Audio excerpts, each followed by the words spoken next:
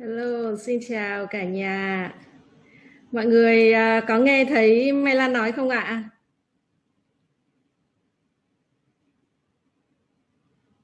Vâng, xin chào tất cả nhà mình ạ.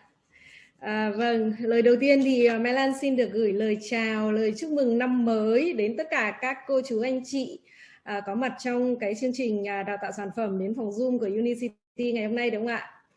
Chúc chúng ta sẽ có một năm mới 2021 thật là tuyệt vời, thật là thịnh vượng, được không ạ? Và cái chương trình đào tạo của buổi tối ngày hôm nay, chương trình đầu tiên của năm mới, Mai Lan tin rằng là sau Tết thì chúng ta sẽ vô cùng là mong muốn mình làm thế nào đấy để chúng ta kiểm soát được cái chuyển hóa của mình, cũng như là chúng ta làm thế nào để chúng ta có một cái body quay trở lại rất là tuyệt vời sau Tết, phải không ạ? Và cái chương trình đào tạo của chúng ta ngày hôm nay đó sẽ là tầm quan trọng của chất xơ trong dinh dưỡng. Và đến với cái chương trình đào tạo này thì chúng ta sẽ được chào đón một vị khách mời vô cùng đặc biệt. Ông là người nhà khoa học chính của Unicity.online và đã gia nhập vào Unicity từ tháng 4 năm 2020. Với cái cương vị này của mình thì ông sẽ là cái người chịu trách nhiệm xác nhận cũng như là đào tạo tất cả những cái sản phẩm đã được minh chứng khoa học của Unicity. Và trong cái chương trình đào tạo này thì chúng ta sẽ được nghe ông nói về cái chất xơ đóng vai trò quan trọng như thế nào trong chế độ dinh dưỡng của chúng ta, và ở tại Unicity thì chúng ta có thể có những cái sản phẩm nào để hỗ trợ cho chúng ta có cái chất xơ thật là tốt trong cái quá trình mà chúng ta dinh dưỡng hàng ngày. Và chúng ta hãy cùng với lại Mai Lan chào đón đến với chương trình đào tạo này tiến sĩ Lucas Grant, được không ạ? So welcome Dr. Lucas Grant. Thank you for joining us. Welcome everyone. Thank you for having me. Vâng, xin chào tất cả mọi người. Anh Lucas Grant đang chào tất cả các bạn đây ạ. So I'm a principal scientist here at Unicity, and I will be getting you really excited tonight to talk about dietary fiber and why it is so important for our health.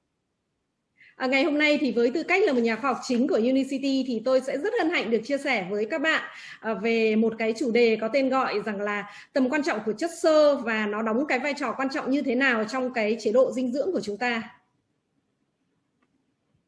So I'll actually be talking about the relationships between fiber and our health and how it's not actually as easy as everyone may think.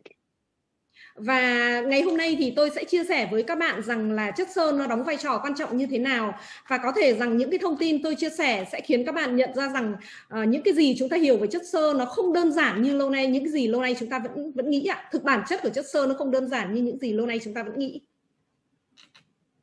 But we will actually overcome some of this complexity around dietary fiber and really come to understand why fiber is so much more than just keeping us regular.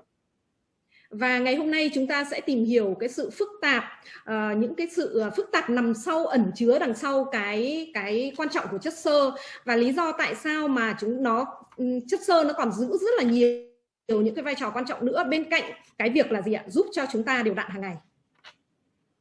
And we're also going to talk about some of the great science behind Unicity's amazing range of fiber-based products. Và ngày hôm nay chúng ta cũng sẽ chia sẻ với nhau về những các cái nền tảng khoa học vô cùng tuyệt vời của những các cái sản phẩm chất xơ mà Unicity đang có, và nó giúp ích cho cuộc sống của các bạn, cho sức khỏe của các bạn như thế nào. So what is fiber? Vậy thì chúng ta sẽ cùng tìm hiểu với nhau chất xơ là gì ạ? So in its simplest form, it is actually the indigestible components or the roughage of plant-based foods. Và ở trong cái dạng đơn giản nhất thì nó thực sự là những cái thành phần khó tiêu, hoặc là chúng ta có thể gọi rằng nó là thức ăn thô của những các cái thực phẩm có nguồn gốc từ thực vật. So these are those less easily digested parts of these plant-based foods that we actually ingest. Và chúng ta có thể hiểu rằng nó là cái phần khó tiêu hóa nhất của những các cái thực phẩm mà chúng ta dung nạp vào hàng ngày. And tonight we're going to talk about exactly what makes it so important and should be such an integral part of a healthy diet.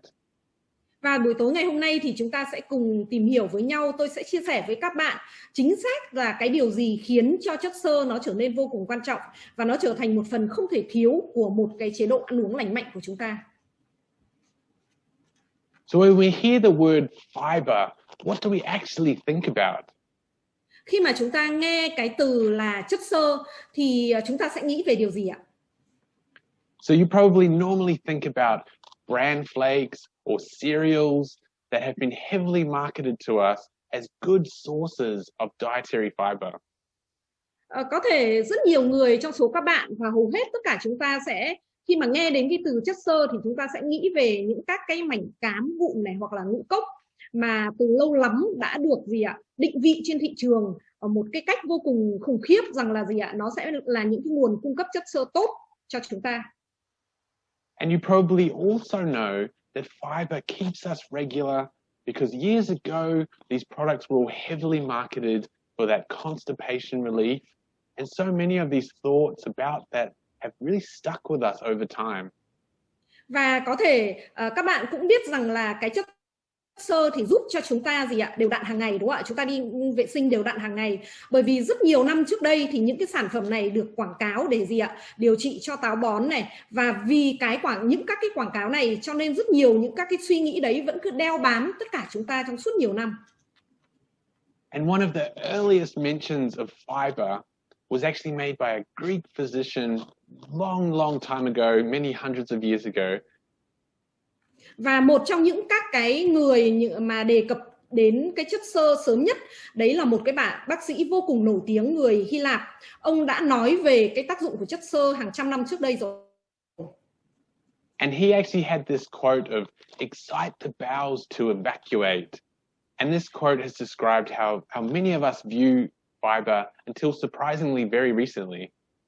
Và ông những các cái phát ngôn đầu tiên của ông như vậy thì ông thường nói rằng là cái chất xơ nó là một cái hợp chất mà kích thích ruột để có thể thải hết tất cả ra. Và cái trích dẫn của cái câu nói này nó có thể mô tả cách mà hầu hết tất cả chúng ta cho đến bây giờ vẫn cứ nghĩ về cái chất xơ. Cho đến gần đây thì khoa học có những các cái phát minh, những các cái nghiên cứu khác về chất xơ. So while keeping us regular is a great benefit for taking fiber, it is not the only benefit of fiber or even the main benefit.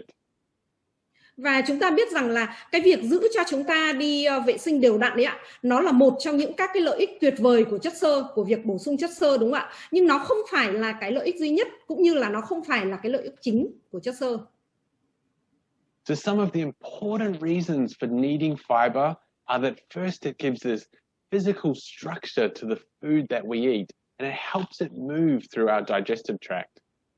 Và một trong những các cái lý do quan trọng đầu tiên của cái việc cần chất xơ ấy ạ, đó là trước hết nó cung cấp những các cái cấu trúc vật chất cho thức ăn và nó có thể thúc đẩy cái quá trình giúp cho thức ăn đi qua cái đường tiêu hóa của chúng ta.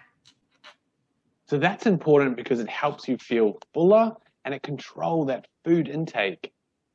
Và tại sao cái điều này nó lại quan trọng ạ? Bởi vì nó liên quan đến cái cảm giác no và nó còn giúp kiểm soát cái lượng thức ăn của chúng ta nữa. And secondly, it can also help to regulate those digestive processes. So this actually helps the body to control glucose and lipid levels. Và cái điều quan trọng thứ hai, chất xơ thực ra nó cũng còn có một cái tác dụng nữa, đó là điều chỉnh các cái quá trình tiêu hóa. Và từ cái việc điều chỉnh đó thì nó giúp cho cơ thể của chúng ta kiểm soát cái nồng độ gluco cũng như là cái lipid. And thirdly, and one of my favorite reasons, is that fiber can act as an energy source for the beneficial bacteria that actually lives in our gut. And we refer to this as the microbiome. Và cái thứ ba, cái lý do thứ ba vô cùng quan trọng và đây cũng là một cái lý do mà tôi yêu thích nhất, đó là gì ạ? Cái chất xơ nó hoạt động giống như là một cái nguồn năng lượng và nó cung cấp cái năng lượng cho các vi khuẩn sống ở trong cái đường ruột của chúng ta. Và những cái hệ vi khuẩn sống trong đường ruột của chúng ta thì chúng ta hay gọi là hệ vi sinh vật, đúng không ạ? Microbiome.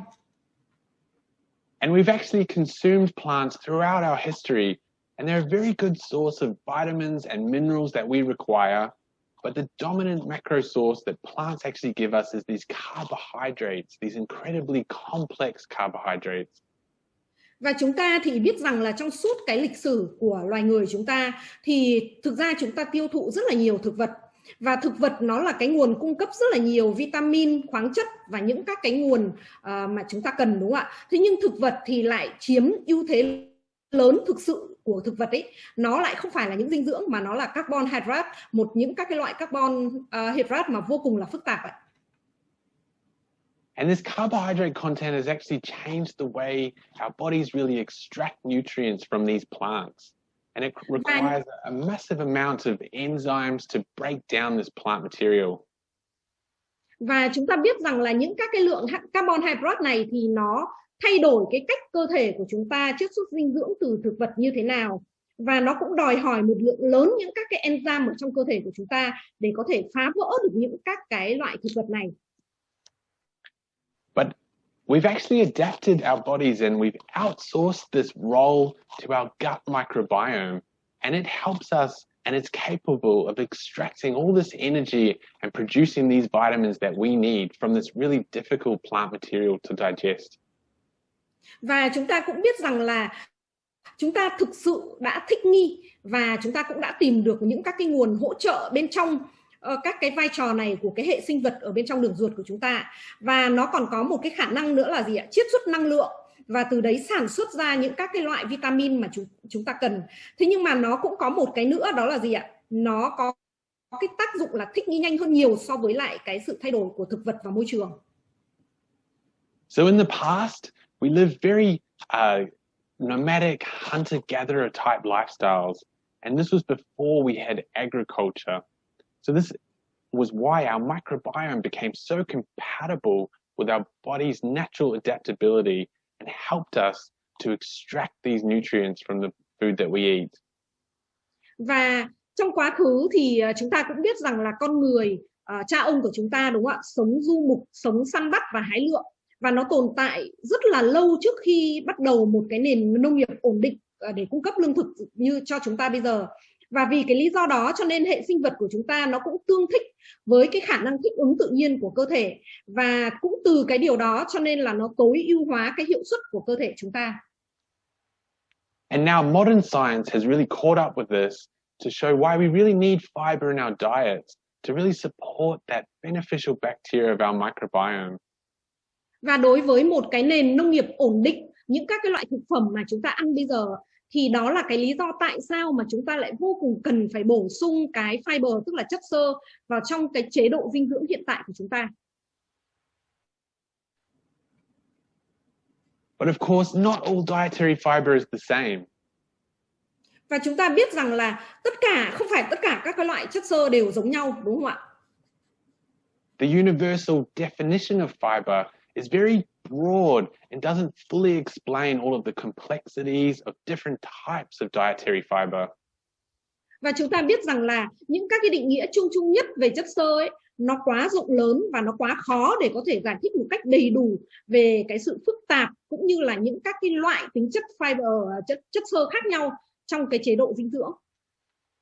So in its most basic sense, fiber can be classed as this long chain carbohydrate that is very difficult to digest. Và theo một cái cách cơ bản nhất thì chất xơ có thể được phân loại như thế này ạ. Nó giống như một loại carbon hydrate chuỗi dài và vô cùng khó để có thể tiêu hóa được. So it's like comparing these two vehicles.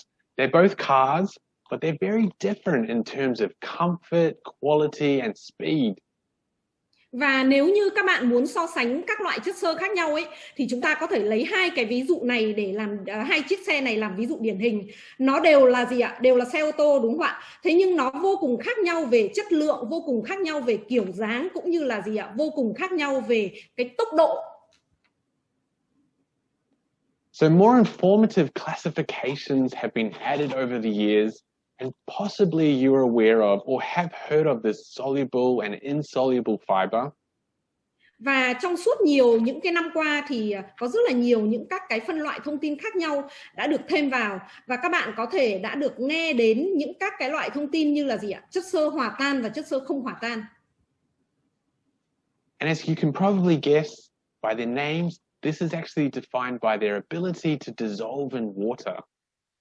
Và các bạn hoàn toàn có thể phân định hai cái loại chất xơ này bằng cái tên của chúng ạ. Chất xơ hòa tan và chất xơ không hòa tan được phân định dựa vào cái khả năng hấp thụ và khả năng giữ nước của chúng. And this ability or inability actually gives them very different properties. Và cái đặc tính của cái việc là có khả năng hấp thụ nước, có khả năng hòa tan hay không hòa tan này, nó sẽ mang đến những các cái sự khác nhau về đặc tính của mỗi một loại chất xơ. So generally, a soluble fiber will actually dissolve in water and help to form a gel-like material. Và có thể nói đơn giản một cách chung chung như thế này ạ. Chất xơ hòa tan thì sẽ hòa tan trong nước và nó sẽ tạo thành một cái loại vật liệu dính như là gel ạ. But an insoluble fiber will actually add bulk to your stool and help it transit through the gut. Thế còn cái loại chất xơ không hòa tan gì ạ? Chất xơ không hòa tan thì nó đóng vai trò giống như một cái loại chất độn để bổ sung vào trong cái phân của chúng ta, và nó giúp cho phân có thể gì ạ? Di chuyển qua cái thành ruột một cách gì ạ? Trôi một cách gọi là smoothly, tức là một cách nó hài hòa được ạ. And this fiber can also help to feed the good bacteria in the microbiome. Và những các cái loại chất xơ này nó cũng có thể là một cái nguồn vô cùng tốt để nuôi dưỡng cái hệ vi sinh thực vật của chúng ta, hệ vi sinh vật của chúng ta. But new scientific research has actually shown that many types of fibers, especially these new fibers that are being discovered, don't actually fit well with these broad terms that we've given fiber. Thế nhưng mà những các cái nghiên cứu mới gần đây thì lại chỉ ra rằng, có rất nhiều nghiên cứu chỉ ra rằng có những các cái loại chất xơ, đặc biệt là các cái chất xơ mới á, thì nó không thực sự là phù hợp hay là không thực sự thuộc về bất kỳ một cái loại chất xơ nào trong hai cái thuật ngữ rộng mà chúng ta vừa mới lại chia sẻ với nhau. So they can have very similar properties. Perhaps they're not fully soluble, and perhaps they're not totally insoluble. Và tại sao lại nói như vậy?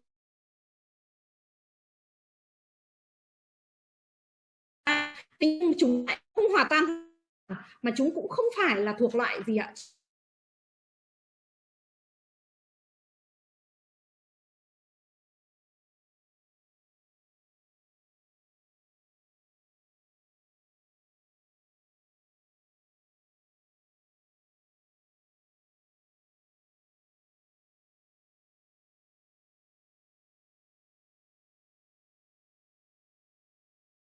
Trong cái chế độ ăn của mình. So the recommended fiber intake is actually 25 grams per day for women and 38 grams per day for men. But despite this, fiber intake has actually been consistently trending below these recommended levels for the past 2 decades. Và chúng ta biết rằng là trên cái này thì chúng ta sẽ nhìn thấy rằng chính phủ thì sẽ tùy theo từng nước, nhưng mà gì ạ, sẽ đề nghị rằng là cái lượng chất xơ khuyến nghị ở phụ nữ là khoảng 25 gram mỗi một ngày, và ở nam giới thì khoảng 35 gram mỗi một ngày. Tuy nhiên thì nghiên cứu nó lại chỉ ra rằng là những các cái thống kê nó lại chỉ ra rằng là cái lượng chất xơ tiêu thụ thực tế ở cả nam giới và phụ nữ có xu hướng là gì ạ? Thấp hơn cái mức khuyến nghị này, và trong suốt 2 cái thập kỷ vừa qua thì gì ạ? Không hề tăng. So across different demographics of people, fiber intake is about half of the government recommendations or RDI, so the recommended daily intake. Và những các cái thống kê nó cũng chỉ ra rằng là tùy thuộc vào cái vị trí địa lý, vào cái nhân khẩu học khác nhau ở mỗi nơi, nhưng cái lượng chất xơ tiêu thụ vào ở tất cả mọi người, ở tất cả mọi nơi thì nó chỉ khoảng bằng một nửa so với cái khuyến nghị của chính phủ, có tên gọi hay là còn gọi tắt là gì RDI, tức là gì ạ? Lượng khuyến nghị hàng ngày. Thì tất cả mọi người hầu như đều dùng thấp hơn khoảng một nửa so với cái lượng khuyến nghị đó. So that means these recommendations are proving very unobtainable or very difficult for the average person. Điều đó có nghĩa là gì ạ? Điều đó có nghĩa rằng là những cái khuyến nghị này thường là gì ạ? Không thể đạt được, hoặc là vô cùng khó để có thể đạt được đối với tất cả mọi người. So despite constant health advice, rates have not significantly increased over the past 2 decades. Và mặc dù có rất là nhiều những các cái khuyến nghị, rất là nhiều những các cái thông tin hướng dẫn và đề nghị, thế nhưng mà gì ạ? 2 cái thập kỷ vừa rồi thì cái lượng tiêu thụ chất xơ vẫn không tăng. So all of this research is actually telling us that we need to majorly rethink dietary fiber intake. Và tất cả những cái nghiên cứu này, những các cái thống kê này nó có nghĩa là gì ạ? Nó có nghĩa nó chỉ ra rằng là chúng ta cần phải xem xét lại về cái lượng chất xơ trong cái chế độ ăn mà chúng ta đang ăn hàng ngày. So I believe you should be asking yourself, what are you wanting to achieve from your fiber intake? Và tôi tin rằng là tất cả các bạn sẽ muốn hỏi hỏi tự bản thân mình một cái câu rằng là các bạn muốn đạt được điều gì từ những các cái lượng chất xơ mà các bạn đang dung nạp hàng ngày. So maybe this could be better metabolic flexibility or controlling those insulin levels better, and having these goals in mind will actually help you to choose the right fiber for your health. Và cái đối với từng người khác nhau thì cái câu trả lời nó có thể khác nhau. Có thể một người nào đấy sẽ cho rằng là các bạn sử dụng cái chất xơ, dung nạp cái chất xơ vào để gì ạ? Mong muốn có một cái sự trao đổi chất linh hoạt, hay là các bạn muốn kiểm soát cái lượng insulin của mình ở cái mức tốt hơn. Và khi các bạn có một cái mục tiêu xác định như vậy trong đầu, nó sẽ giúp cho các bạn lựa chọn một cái loại chất xơ mà mình cần nhất cho sức khỏe của mình. And interestingly, when we actually put these government guidelines into action, reaching those daily recommended intakes of 25 grams of fiber for women is actually a very big task.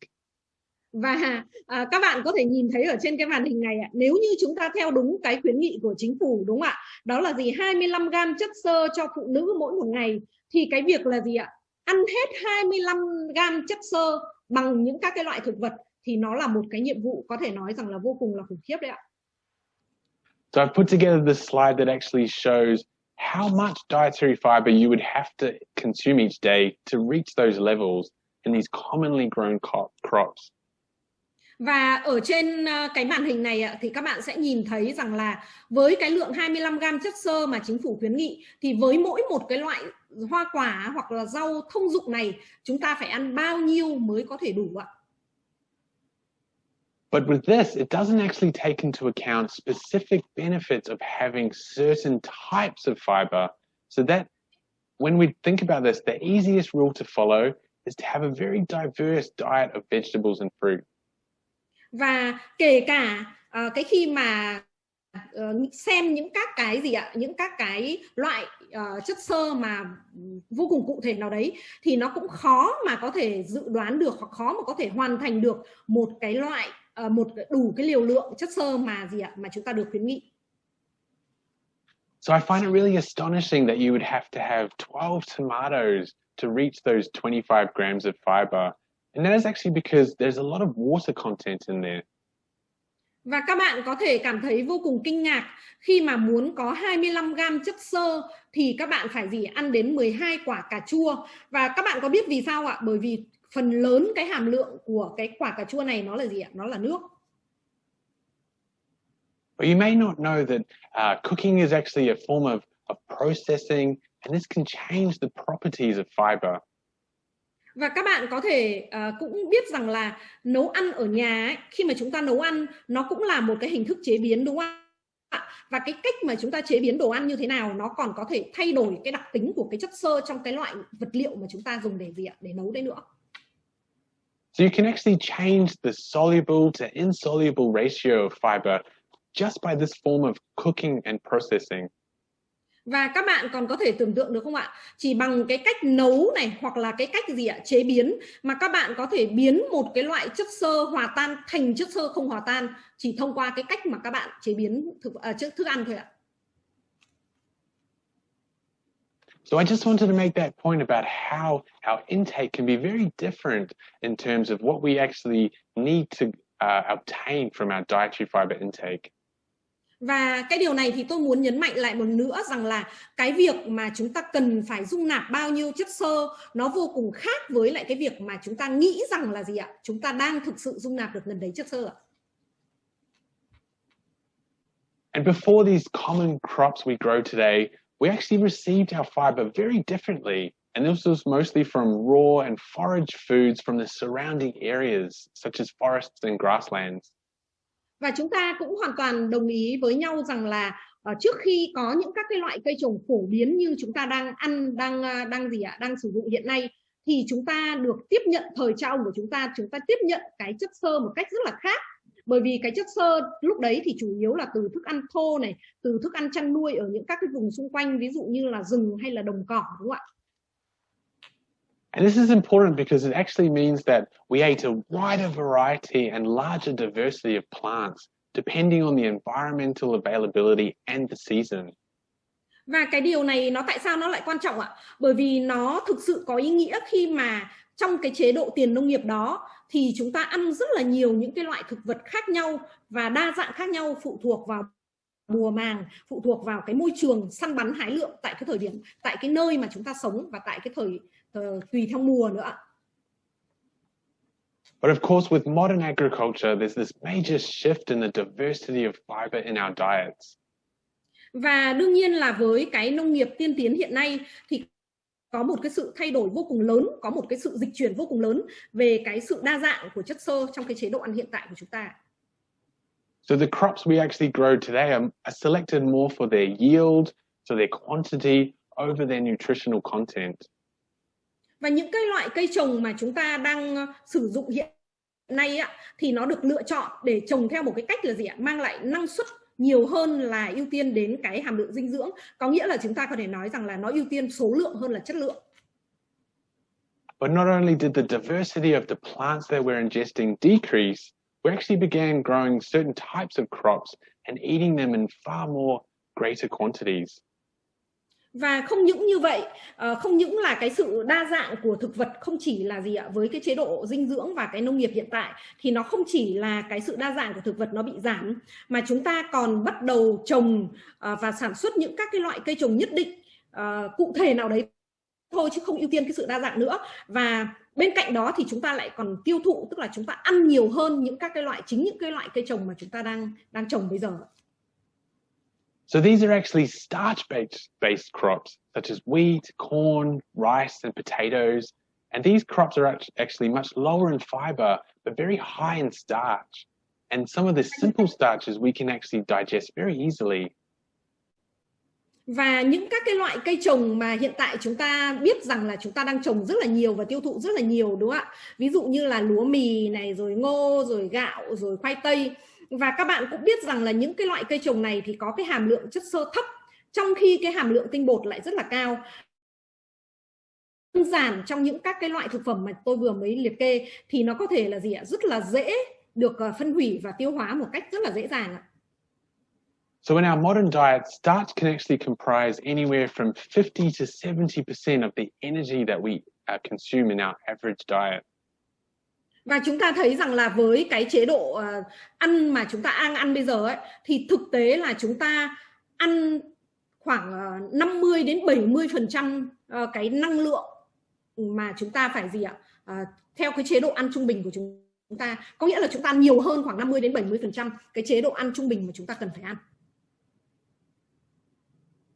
And in even more recent times, our vegetable and grain consumption is also dramatically decreased. Và thậm chí là trong những các cái thời gian, những cái năm gần đây thì cái lượng tiêu thụ rau và ngũ cốc cũng như là các cái nguồn chất xơ thực vật khác cũng bị giảm đi đáng kể. So why is this happening and what is replacing this consumption?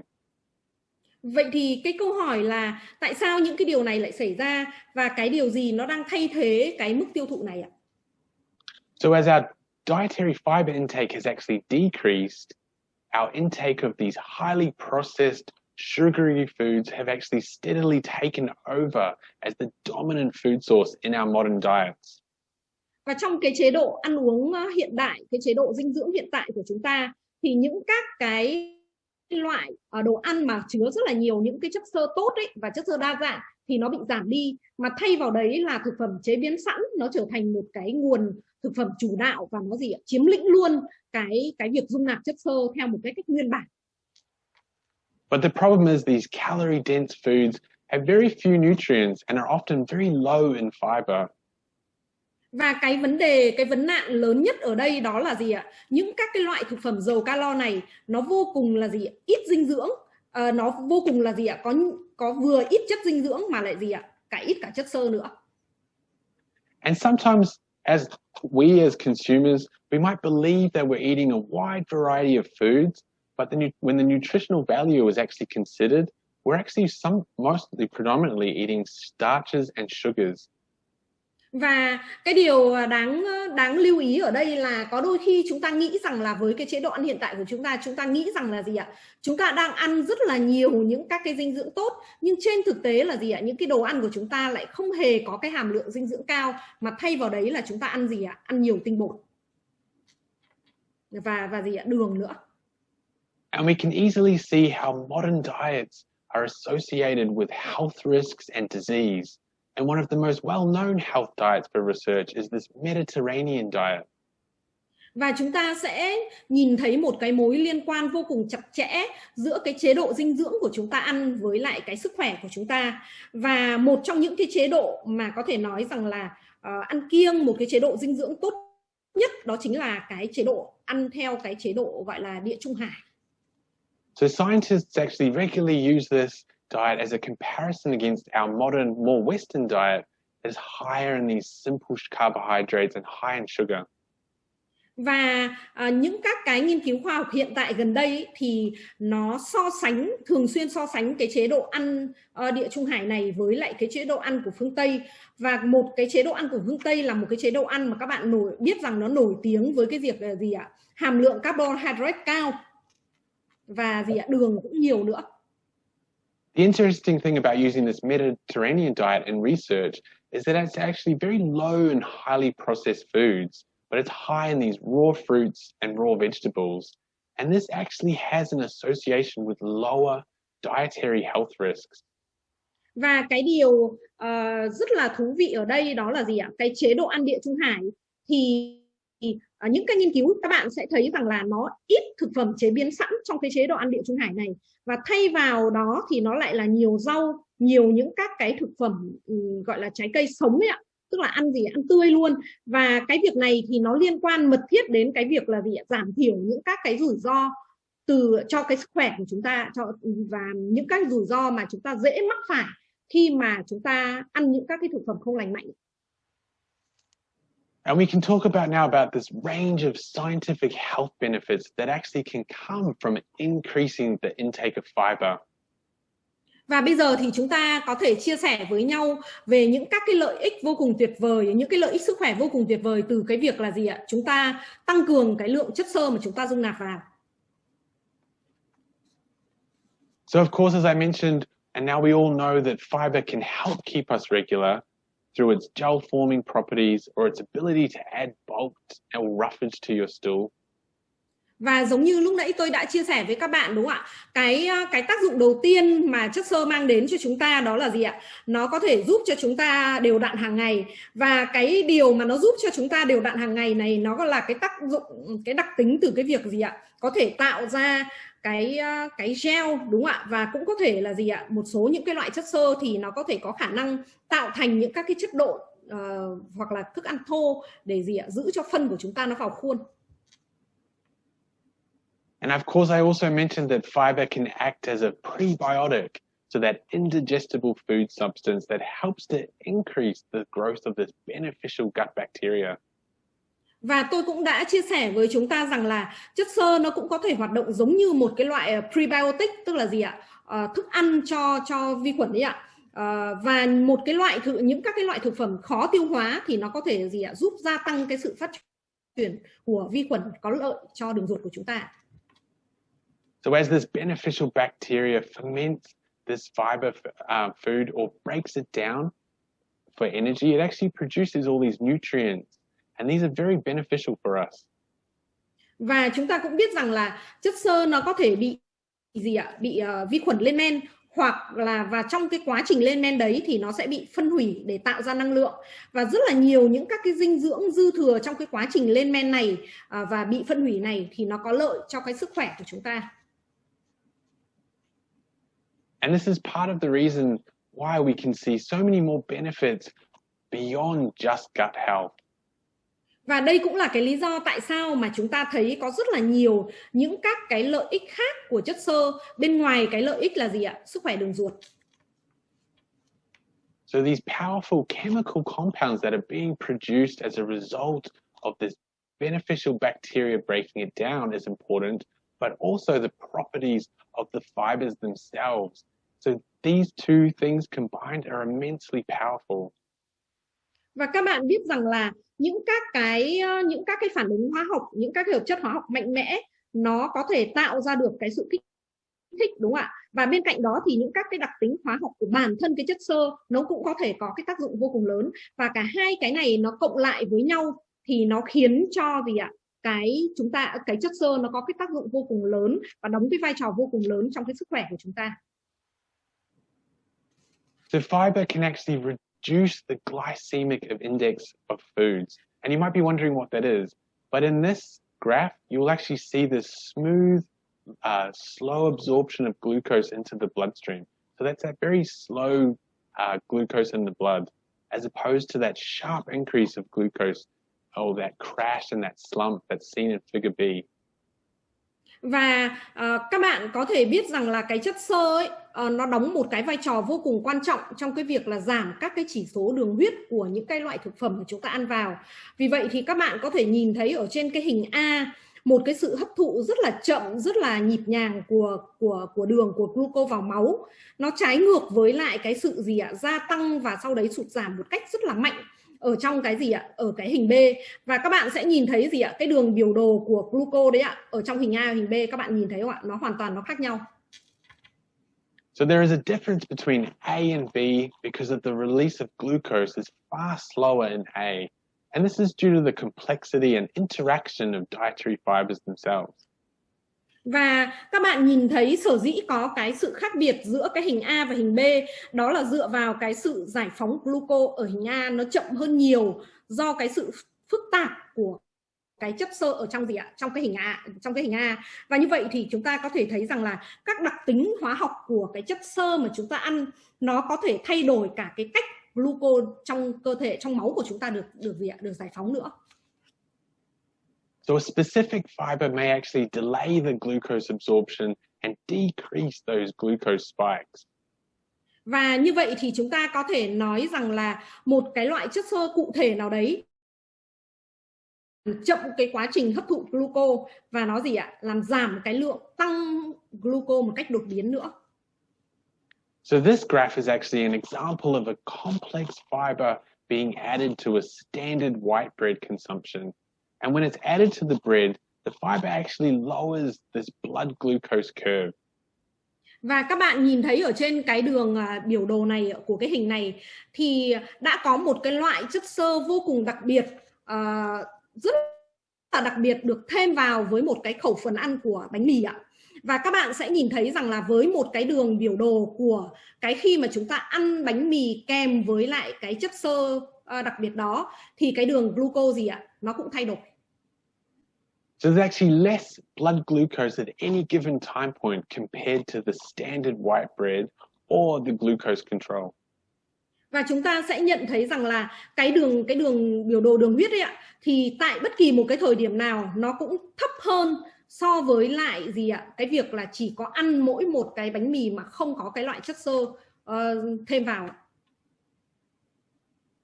And this improved glycemic control is part of the reason why certain fibers can be so efficient at helping you feel fuller and helping with weight management. Và cái việc kiểm soát cái lượng đường huyết này, cải thiện cái việc kiểm soát đường huyết này, nó là một phần của cái lý do tại sao mà chất xơ nó đóng vai trò vô cùng quan trọng và nó có cái tác dụng vô cùng lớn trong việc giúp chúng ta cảm thấy no và kiểm soát cái cân nặng của chúng ta. So fiber can reduce your food consumption by really reducing those feelings of hunger. Và vậy thì chất xơ nó có thể giảm cái mức tiêu thụ đồ ăn của chúng ta chỉ đơn giản bằng cái cách là gì ạ? Nó giúp cho chúng ta có cảm giác no. And fiber can also improve the cholesterol ratios, especially that lowering that LDL cholesterol, or that bad cholesterol we hear so much about. Và cái chất xơ mà những cái chất xơ mà chúng ta ăn ấy ạ, thì nó cũng có thể có một cái tác dụng, đấy là cải thiện cái tỷ lệ cholesterol, đặc biệt là gì ạ, giảm cái LDL cholesterol, tức là gì ạ, chúng ta được biết rằng đó là cái cholesterol xấu. And fiber in our diet can actually help to support lowering these two sources of cholesterol in our body.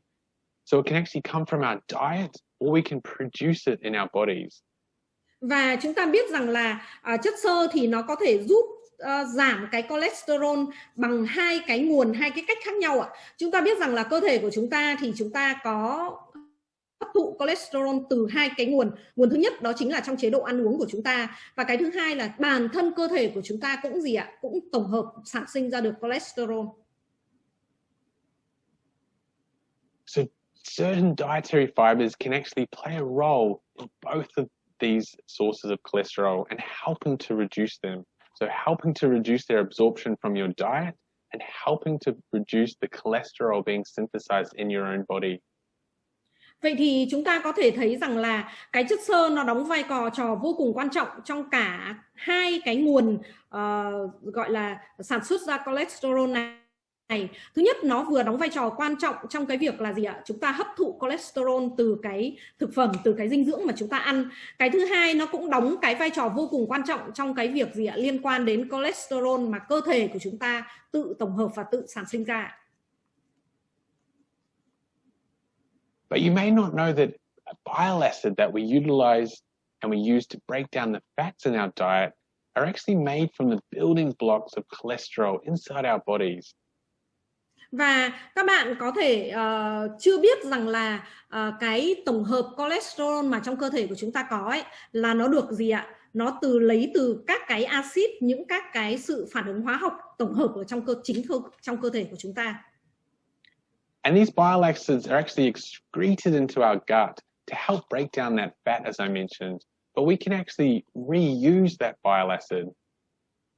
Và chúng ta cũng biết rằng là những các cái loại axit mật mà gì ạ, tạo ra có trong cơ thể của chúng ta thì nó có thể được gì ạ, thực sự là được tái sử dụng, tức là gì ạ, cơ thể của chúng ta có thể tái sử dụng chính cái axit mật đấy để tạo ra cholesterol được.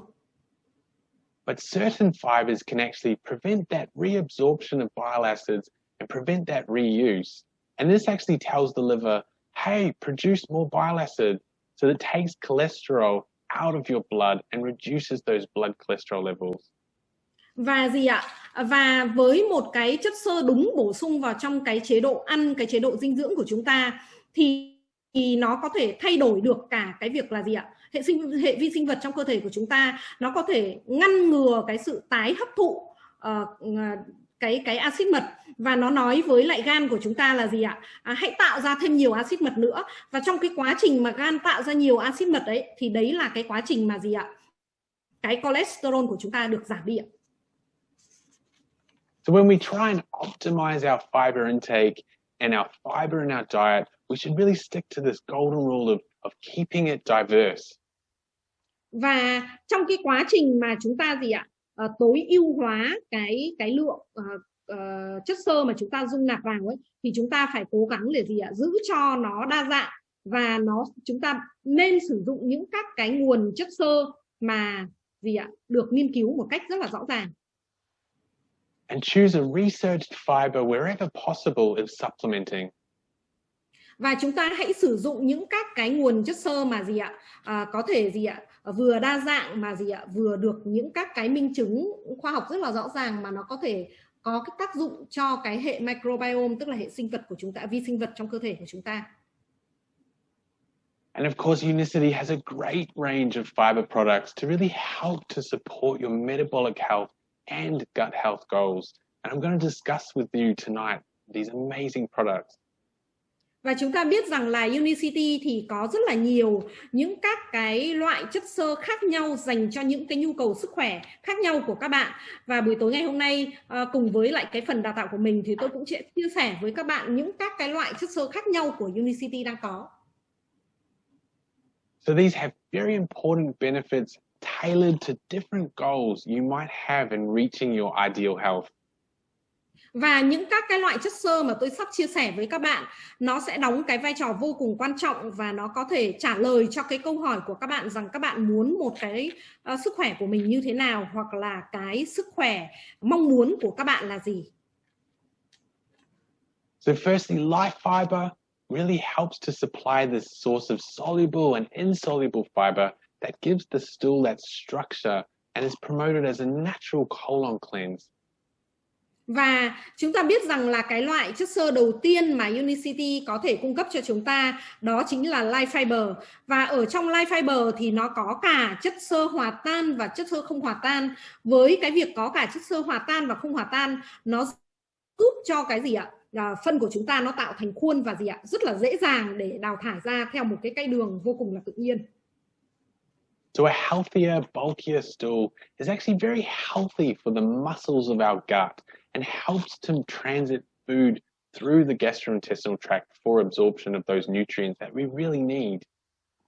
Và khi mà nó tạo ra những các cái, khi mà nó giúp cho phân của chúng ta có thành khuôn đấy ạ, thì nó cũng di chuyển một cách gì ạ, êm ái nhẹ nhàng hơn trên đường ruột, và nó tạo cho giống như là cái việc cái thành ruột của chúng ta nó có gọi là vững chắc hơn, nó dễ dàng hấp thu những các cái dinh dưỡng mà chúng ta gì ạ, ăn vào hàng ngày hơn. So this light fiber actually allows for a solid stool formation, which really helps to restore the balance in the gut environment. Và những các cái chất xơ ở trong ly fiber này nó là chất xơ gì ạ? Vừa chất xơ hòa tan và không hòa tan, nó giúp cho tạo ra một cái môi trường trong ruột của chúng ta, tạo ra một cái môi trường vô cùng cân bằng trong cái ruột của chúng ta, trong chính cái ruột của chúng ta.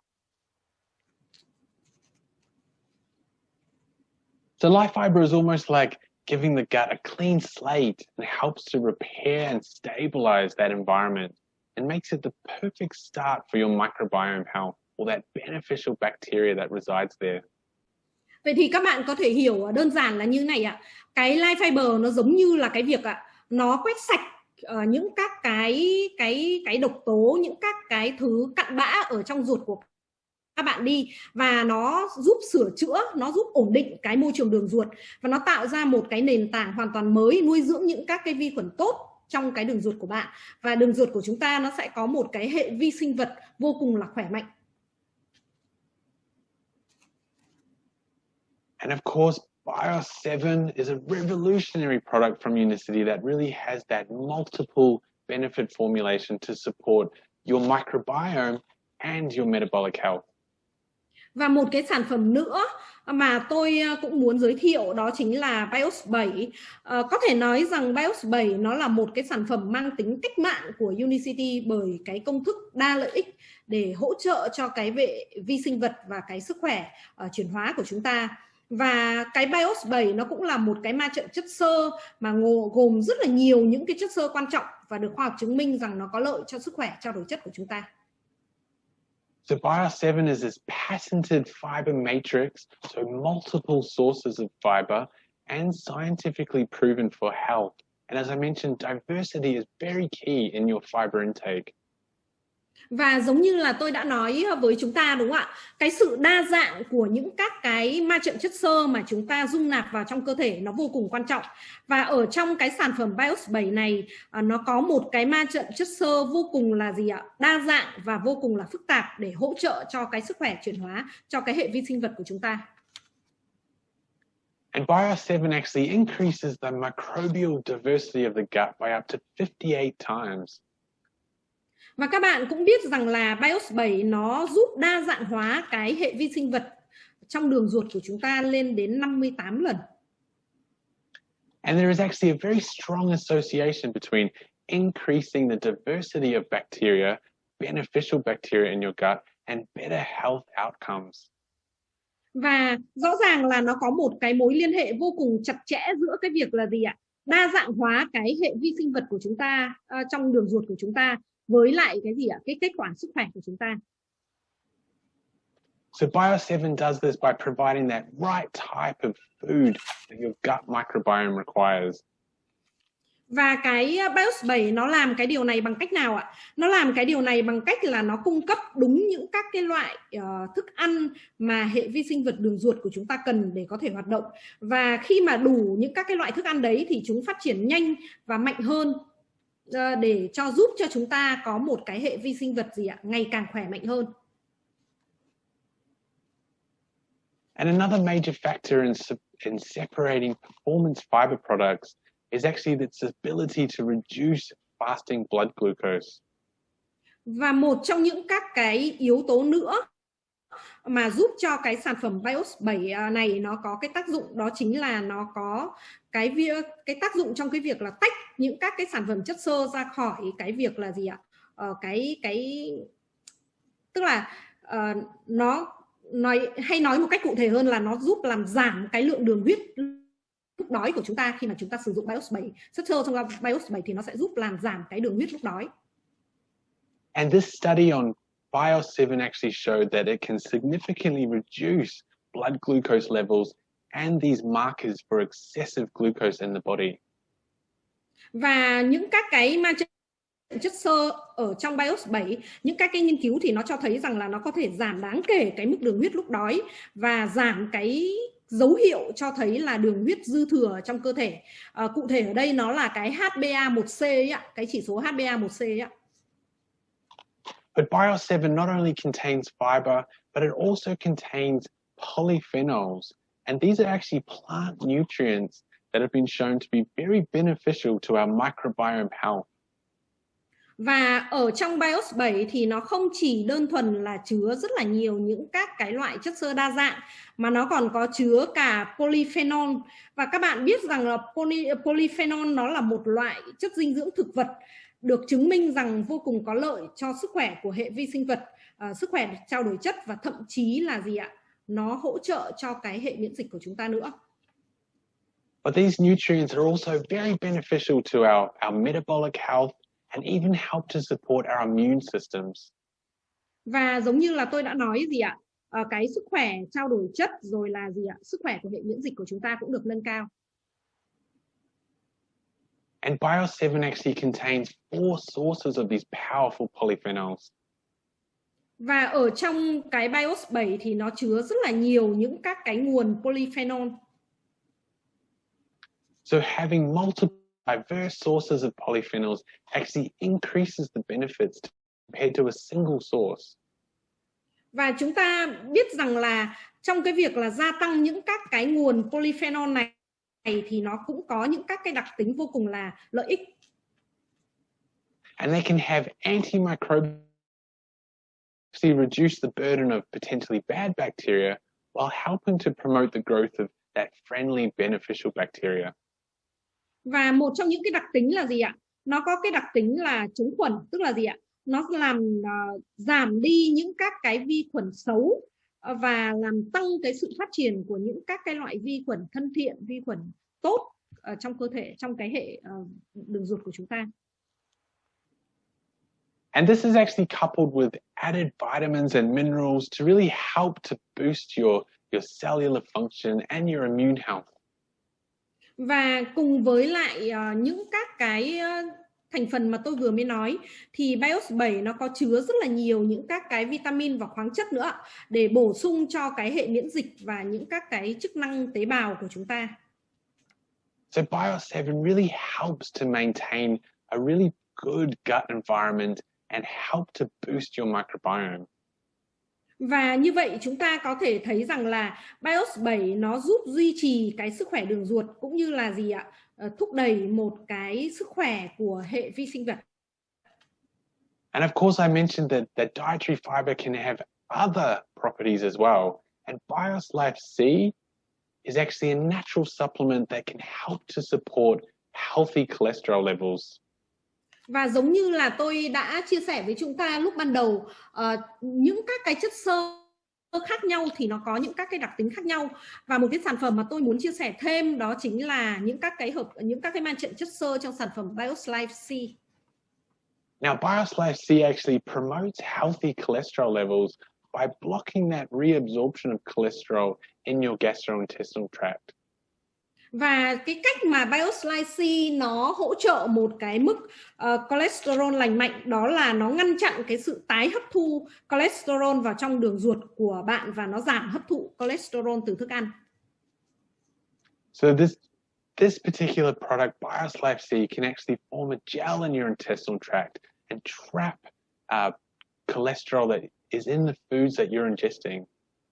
Và giống như là tôi đã nói ạ, những các cái ma trận chất xơ ở trong cái sản phẩm BioSlice C này nó giống như là một cái bẫy ạ, để nó gì ạ, nó có thể gọi là nó có thể khiến cho cái cơ thể của chúng ta không thể nào mà tái hấp thụ lại cái cholesterol được, hoặc là cái cholesterol từ thức ăn thì cũng ngăn ngừa cơ thể của chúng ta hấp thụ những cái cholesterol từ thức ăn.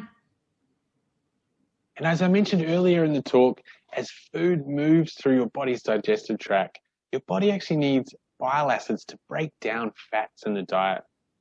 And BioSlife C can actually prevent the reabsorption of these bile acids. Và giống như tôi lúc nãy cũng đã chia sẻ với chúng ta, đúng không ạ? Cái chất xơ, đặc biệt là chất xơ ở trong BioSlife C này, khi mà thức ăn của chúng ta di chuyển qua đường tiêu hóa mà chúng ta sử dụng thêm cái sản phẩm này thì cơ thể của chúng ta sẽ gì ạ? Khi chúng ta ăn thì cơ thể của chúng ta sẽ cần axit mật để phân hủy chất béo, đúng không ạ? Và gan của chúng ta sẽ sử dụng cái cholesterol để tạo ra axit mật cần thiết. Và những cái chất xơ ở trong cái BioSlice C này nó ngăn ngừa cái quá trình đó, nó làm chậm lại cái quá trình đó. So as your body, as this dietary fiber product actually prevents that reabsorption of those bile acids, your liver is actually responding by making more bile acids and reducing that blood cholesterol levels by utilizing that to create more bile acids.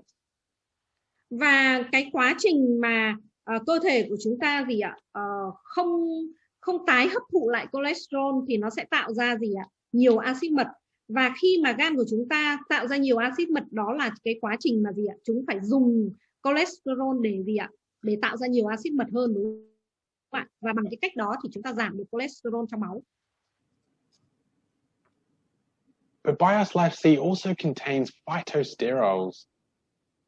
Và ở trong BioSlice C nó cũng có chứa phytosterol.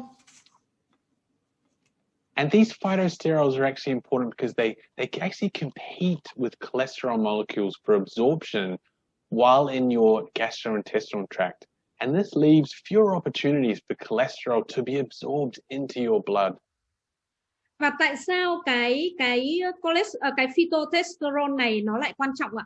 Bởi vì cái phytosterol này nó cạnh tranh với lại các phân tử cholesterol ở trong cơ thể của chúng ta để hấp thụ.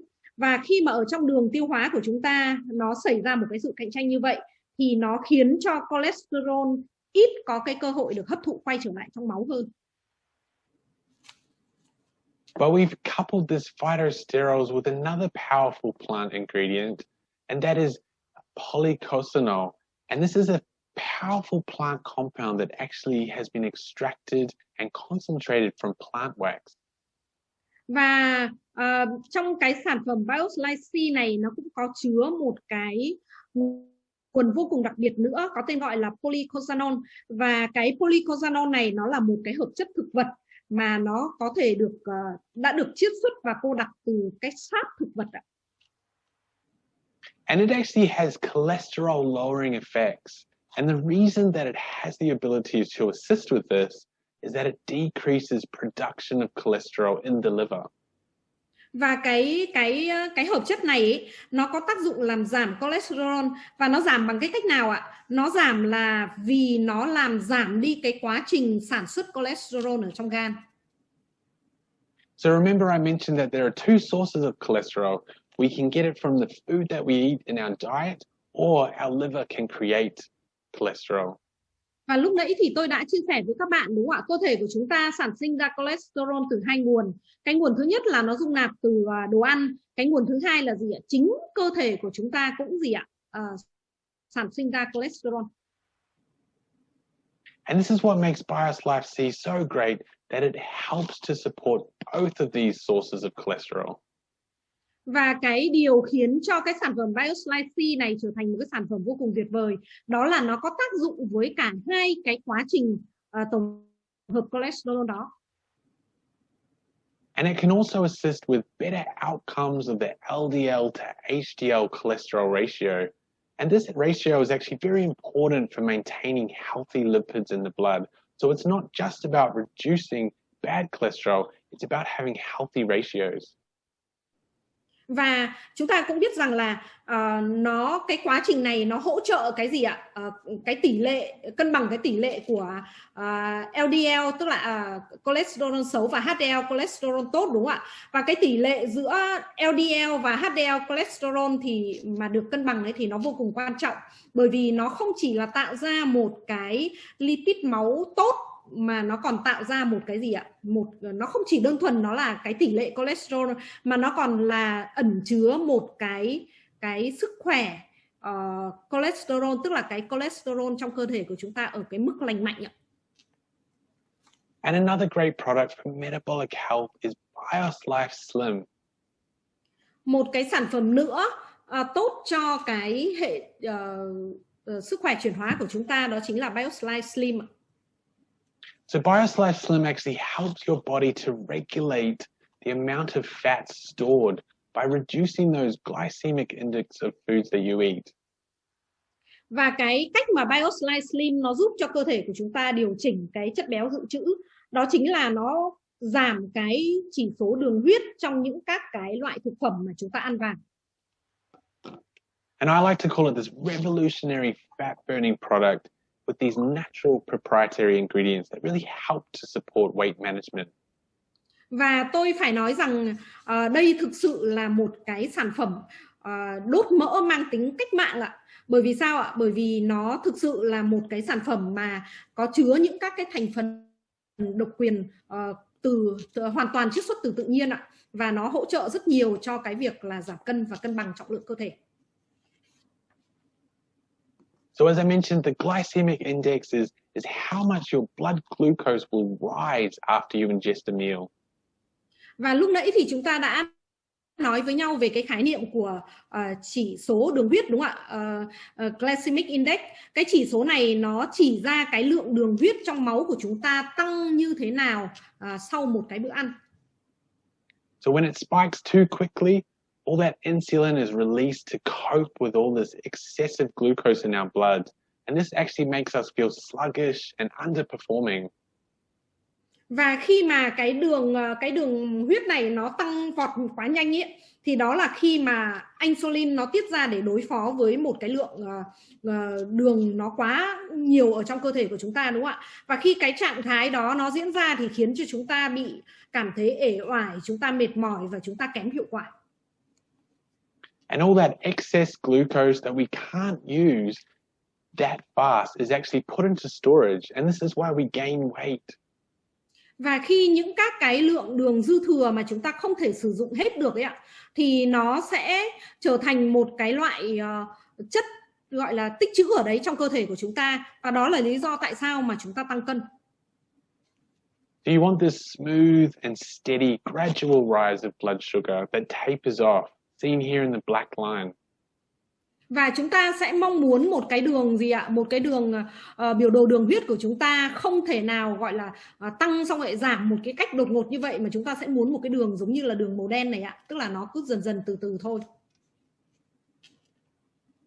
So how can you get enough fiber?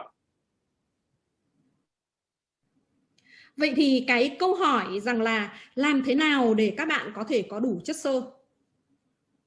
So answering this question can actually be very difficult for many people, since the government guidelines of 25 to 38 grams of fiber can actually be very high.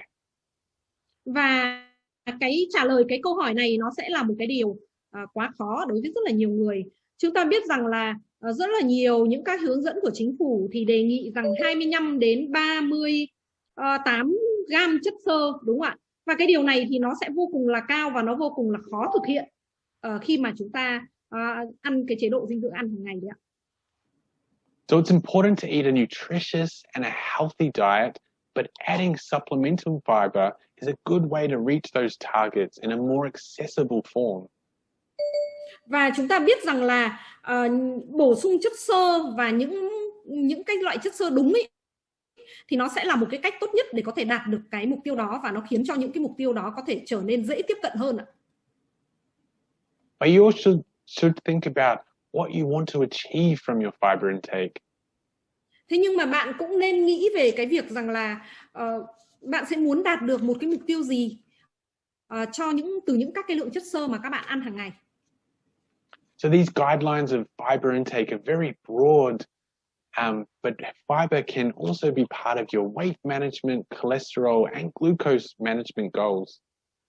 Và chúng ta biết rằng là những các cái hướng dẫn này thì nó là phổ biến, đúng không ạ? Nó là phổ cập cho tất cả mọi người. Nhưng mà cái chất xơ thì nó là một phần vô cùng quan trọng trong cái mục tiêu để quản lý cân nặng này, rồi quản lý cholesterol và quản lý đường huyết của các bạn. So you should be thinking about the fiber intake in conjunction with your overall health goals. Vậy thì các bạn sẽ nên nghĩ đến cái việc rằng là cái lượng chất xơ của các bạn ăn nó nên liên quan như thế nào đến với cái mục tiêu sức khỏe tổng thể mà các bạn mong muốn.